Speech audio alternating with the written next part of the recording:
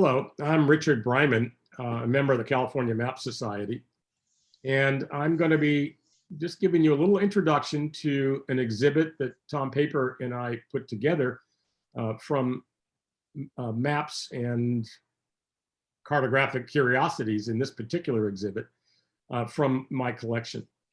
And I was inspired to do this exhibit because of these first two images, which are cartographic curiosities, as I'm calling them, from an atlas by Matthias Seutter in 1728. And the other four images that follow are maps that were in that same atlas.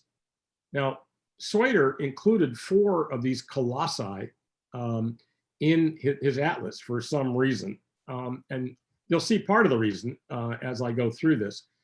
The first of these, which I have two of the four, and hopefully one day I'll have all four, but currently this one is interesting because it shows the great monarchies of the ancient world based on this colossal image. And the colossal image is supposed to be King Nebuchadnezzar from Babylon. And it's from the book of Daniel, from the Bible.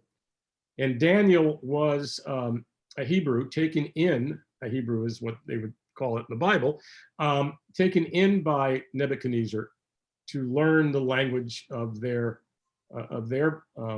country, their empire. And Nebuchadnezzar had a dream which Daniel interpreted as representing Nebuchadnezzar and the eventual fall of his empire, as other great empires had fallen in the past. So this particular colossal image shows the great monarchies of the ancient world on the body of this colossal image, the colossal person. Here, for instance, on his helmet is Assyria or Babylon with all the kings of that area. And you can do all this magnification on your own when you're going through this. Next is Persia, with the great kings like Cyrus and Darius and Xerxes, etc. Then came Greece, Macedonia, Egypt, Syria, etc. here. Actually, Alexander the Great is in here. Then came the Romans, with all their great, all the great leaders of the Roman Empire, Julius Caesar, etc. Asian empires are on his right leg, and some European. Seutter was a German, so what he's got on the left leg is Germany and Austria. And it's further embellished by these mythical creatures that represent those empires, the great empires. This being Babylonia, Assyria, this being Persia. And on his other side is Greece and Rome. The second image, another colossi, are the great kings of the ancient world. Well, actually, not just the ancient world, all the way from the first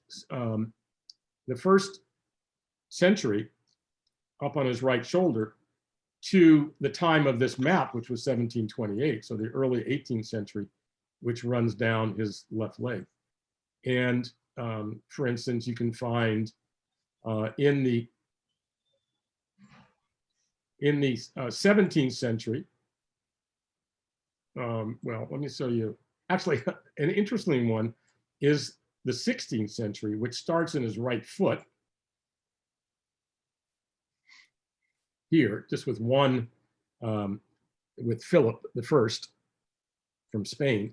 And then on his right, on his left thigh are the rest of them. France, you've got Francis the First, Francis the Second. From England, you've got Henry the Eighth, Edward VI, his son, who didn't last too long, and Queen Mary, Queen Elizabeth, etc., and the Scottish kings, the Danish kings, etc. from that era. The king is surrounded by kingly items like crowns and scepters and weapons and musical instruments. And then on his right side, our left, are some of the coats of arms, particularly of Germany and some of the other kingdoms. Now, the rest of these images, as I mentioned, are maps from the exact same atlas. And their maps are similar to other people's maps, other cartographers' maps. But these cartouches are particularly interesting, I think. They're beautiful. They're not colored, but they're beautifully detailed, and the scenes are quite interesting. So look at that on your own, at your leisure.